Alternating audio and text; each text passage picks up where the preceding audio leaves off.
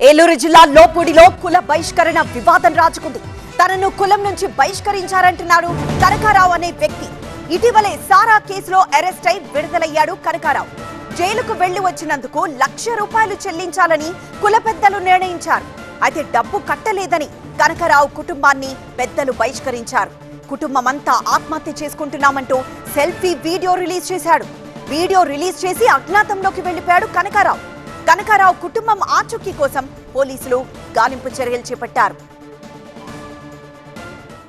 మా గౌడు కులస్తులు మా పెద్దలు మమ్మల్ని మేమేదో కొద్దిగా గౌడు పుట్టినందుకు కొద్దిగా సారా తీసుకొని జైలుకి వెళ్ళి వచ్చినందుకు మమ్మల్ని ₹1,00,000 కట్టాలి, లేదంటే కులం నుంచి వెళ్ళేస్తామని బెదిరించి మాతో ₹1,00,000 కట్టియాలని చూశారు.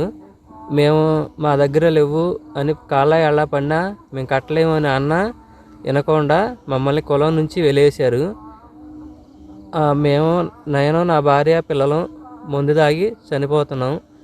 మా సావుకు కారణం పెద్ద మనుషులు మమ్మల్ని చాలా టార్చర్ పెట్టి చాలా అవమానాలు చేసి ఎలివేసి మాతో ఎవరిని మాట్లాడొద్దు, మీ నాన్నోళ్ళు మాట్లాడినా అని మా నాన్నను కూడా బెదిరించారు.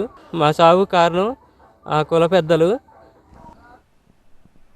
మరింత సమాచారం మా ప్రతినిధి రవి అందిస్తారు. రవి, కుల పెద్దలపై పోలీసులు ఏమన్నా చర్యలు తీసుకున్నారా? అలానే కనకారావు కుటుంబ ఆచూకీ ఏమన్నా తెలిసిందా? ఈ ఘటనపై అయితే మాత్రం ముస్నూరు పోలీసులు సీరియస్ గానే స్పందిస్తున్నారు.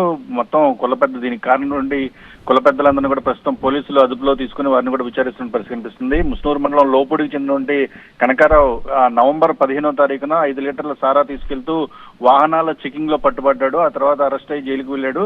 బెయిల్పై విడుదలైన తర్వాత స్వగ్రామం చేరుకున్న అతనికి కుల పెద్దలందరూ కూడా మొత్తం సమావేశమై వీరందరినీ కూడా ఈ చర్యకు పాల్పడినందుకు ₹1,00,000 వరకు జరిమానా విధిస్తున్నామని చెప్పారు. అయితే తన ఆర్థికంగా చితికిపోయి ఆర్థిక ఇబ్బందుల్లో ఉండి ఇలాంటి పనులు చేస్తున్న నేపథ్యంలో మీరు కుల పెద్దలు వేసినటువంటి ₹1,00,000 తాను ఎక్కడి నుంచి తీసుకురాను అని చెప్పేసి అతను కట్టలేని పరిస్థితి చేరుకున్న సందర్భంలో వెలివేశాము. కుటుంబంతో సహా ఎవరు కూడా ఈ కుటుంబంతో కనకారావు కుటుంబంతో మాట్లాడొద్దని పెద్దలు తీర్మానం చేసుకున్న సందర్భంలో ఇతను తీవ్రంగా మనస్తాపం చెంది అజ్ఞాతంలోకి వెళ్ళిపోయాడు. సెల్ఫీ వీడియో ఒకటి నిన్న సాయంత్రం నుంచి కూడా బయటికి రావడంతో పెద్ద ఎత్తున అయితే పోలీసులు అయితే గాలింపు చర్యలు చేపడుతున్నారు. ఇప్పటివరకైతే కనకారావు ఆచూకీ అయితే లభించలేదు. దీనికి సంబంధించి పోలీసులు దర్యాప్తు చేస్తున్న పరిస్థితి కనిపిస్తోంది. ఎస్ రవి.